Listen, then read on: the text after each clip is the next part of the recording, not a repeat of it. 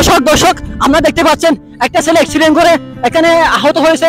আপনারা সবাই live share করেন। আপনারা লাইভের মধ্যে দেখতে পাচ্ছেন ছেলেটা আহত হয়েছে, অনেক রক্ত পড়তেছে। দেখেন স্ক্রিন চালাচ্ছে ছেলেটা, অনেক অনেক অনেক রক্ত পড়তেছে। ছেলেটা অ্যাক্সিডেন্ট করছে, আপনারা সবাই দেখতে পাচ্ছেন।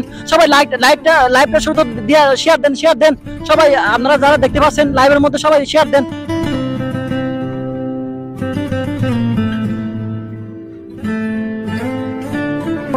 ফোন ডাক একটা মানুষ অ্যাক্সিডেন্ট করছে।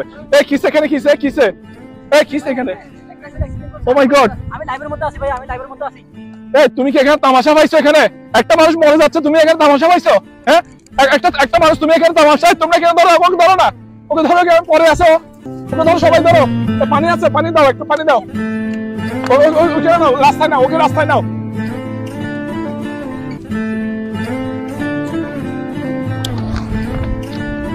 একটু পানি দাও, এগুলো নাও, একটু নাও।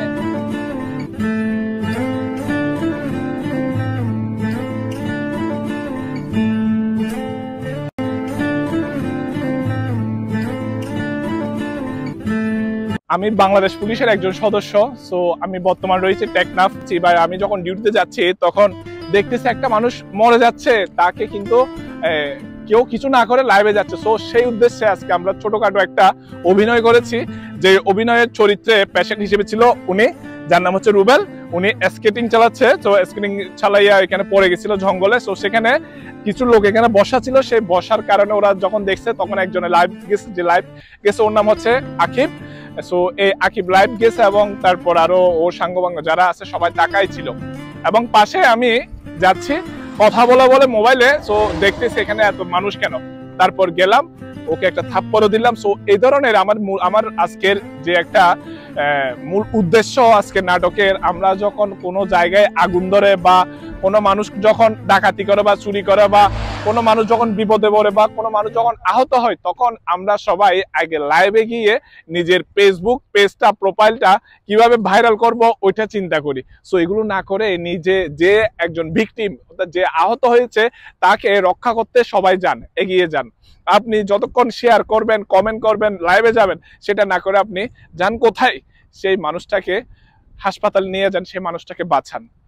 একটি দুর্ঘটনা সারা জীবনের কান্না। তো আজকে আমি আকিবকে কিছু বলতে চাচ্ছিলাম।